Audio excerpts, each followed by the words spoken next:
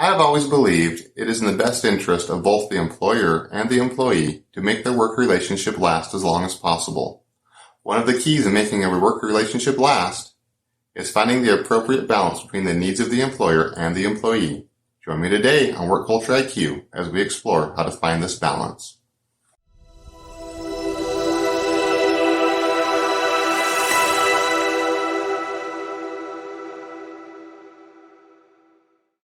When was the last time you ventured into the wild world of car buying? Picture this. You walk into a dealership and you got your eyes on a shiny new car worth $35,000. You've done your homework, and you know this car holds that same price tag nationwide, no matter where you look. But here's the twist. The dealer, with a smirk on his face, tells you that you're in luck. You can buy that very same car from them, but it will cost you a whopping $135,000. Why? Because they're special, of course. And you should consider yourself lucky for this exclusive opportunity to do business with them. Now pause for a moment and think about it. How would you feel? Would you be willing to part with an extra $100,000 for the privilege of buying from them? I'm guessing not. In fact, even if you had money to burn, you wouldn't make choices that crazy. Deep down inside, every one of us has a keen sense of justice and balance, whether we realize it or not. We might not always notice when we're getting an amazing deal, but we sure as heck know when we're getting the short end of the stick. Balance is a fundamental component of all our relationships. Think about it. That car buying scenario we just explored is a lot like the interactions we have in our everyday lives. In any partnership, whether it's a business deal, a friendship, or a romantic relationship, both parties need to feel that they are receiving something meaningful in return. As I mentioned earlier, we often recognize when the scale is tilted against us. But here's the catch. We sometimes fail to notice when we're tilting it against the other party. It might seem like a good deal in the short run, but the truth is, if the scales are in balance for too long, the other person will eventually feel cheated, and the relationship will sour. Here's the secret. It is much wiser to aim for balance. You will not only reap the benefits of a single transaction, but also foster a long-lasting relationship. It's about playing the long game, because for many who don't think in terms of a long game may have no one to play with the next time. A balanced scale isn't just fair, it's an investment in future opportunities.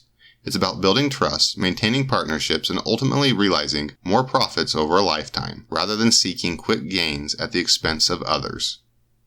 In addition, to balance a work relationship between an employer and employee can be compared to a marriage. It is the hope of any marriage that when the marriage occurs that it will continue for a long duration, hopefully even until death, and that the life in that time will be one of productivity, happiness, family, etc. But that will only happen if both people can stay in love and feel like the relationship is working for both of them.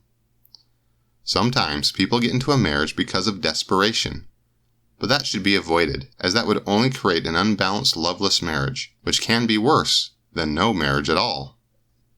In fact, many people who have spent most of their lives married and then divorce end up financially ruined, and in addition, find out that the replacement relationships are a step down from the previous one. Usually, it would have been better if the relationship had lasted.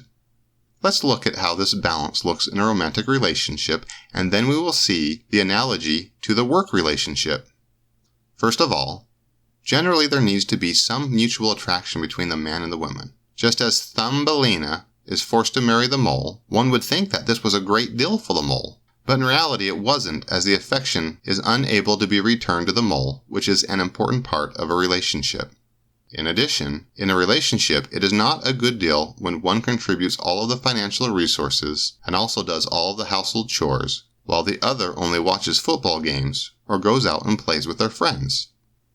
We can see this balance in marriages. Let's see how it looks in a work marriage.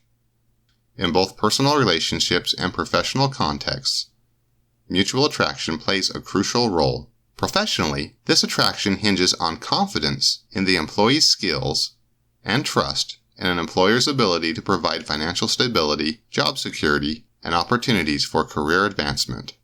It's a delicate balance that ensures a fruitful and enduring partnership in the workplace. However, it is not a good situation when either of these parties in this relationship only think about what they can get in this relationship without any thought to what the other person is going to get in the relationship. Let's take a look at a balanced relationship between an employer and an employee. The employer may want an employee who is skilled enough for the job at hand. The employee may want some assistance in training for the skills specific to the job. The employer may want the employee to be respectful of the company. The employee wants to feel like they are respected by their employer. The employer may want an employee who has salary requirements which are reasonable. The employee wants to be paid market value for his or her skill set. The employer wants a worker who is punctual and doesn't take too many days off. The employee wants a company to understand they don't just live to work, but also want some time off for their families, holidays, and what they enjoy.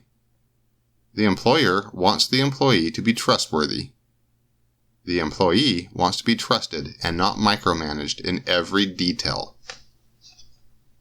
These are reasonable, and this is just a small sample of expectations for a balanced work relationship between an employer and employee. But we can make changes that put this relationship out of balance at the expense of the employee. The employer may have unrealistic expectations of employees' skill set, where the skill set may represent an entire department rather than a single employee's ability. The employer may expect the employee to work for a fraction of their market value. The employer may expect the employee to practically live at the office working 16 hours a day, making the job his life. The employer may offer no benefits. The employer may feel it is appropriate to overmanage the employee, giving them no space without them feeling like they have them breathing down their neck. Changes can also be made that put things out of balance at the expense of the employer. The employee may not want to learn anything new for the job and expect them to use outdated technologies to make his job easier, even when they are not appropriate. The employee may expect the employer to pay them multiple times what the market value is for that job. The employee may expect to be able to show up late and leave early, only putting in a partial effort and may not even get his or her job done. The employee may expect to pay nothing at all for his benefits. The employee may expect to never be questioned or have to answer and be accountable for any of his or her projects. Anyways, what is ideal of what we want from the other side is not necessarily what is best for the other. But like a skill, in the workplace, we need to find a balance. We have to understand we don't get everything we want in this balance, but we are going to have some give and take so that we find a situation which is mutually beneficial so the relationship lasts. One of the mistakes we can make is thinking that it will actually work if we get everything we want. This is not the case because we then lose the partner in the relationship. In either of the previous scenarios, would an employee stay working for an employer like that? Only perhaps in certain places of the world where they have no option. But that would only work for lower skill employees who have no option. On the side of the employer, would you keep an employee who is not contributing to the needs of the company? You wouldn't, and you certainly would not pay them significant amounts of money. Remember that balance in the workplace is necessary for the relationship between worker and employee. Both sides need to have some give and take in order for the relationship to not end in a workplace divorce. I maintain that ultimately it is better for the company and the employee if they can make the situation work for each other as long as they possibly can. It is expensive to lose the knowledge a current employee has, and on the flip side, it is expensive for an employee to have to learn a whole new skill set that comes with a new job, starting at square one, where before he or she was a master. In addition, one thing can't be overlooked in any balanced relationship is not just the balance in that moment, but some loyalty in return for loyalty given. For example, reward those who have stuck with the company in hard times rather than just bringing in outside management. Loyalty for hard times such as a traffic accident and a month or two off, if needed in return for late nights when deadlines are needed to be met. Also, in the end, I think it is easier to understand that we don't just want to succeed in our business or in our job, but we also want to improve society as a whole as we pass our culture and ideas, even about work culture, to the next generation. Thank you for watching. This channel, Work Culture IQ, is the channel that is dedicated to the study of making workplaces that work for both employees and employers. I'm curious to know your thoughts. Do you believe that a harmonious work relationship is possible in every situation, or are there exceptions? Share your opinions in the comments below. Thank you for watching this training. Be sure to sign up for our newsletter at workcultureiq.com/newsletter.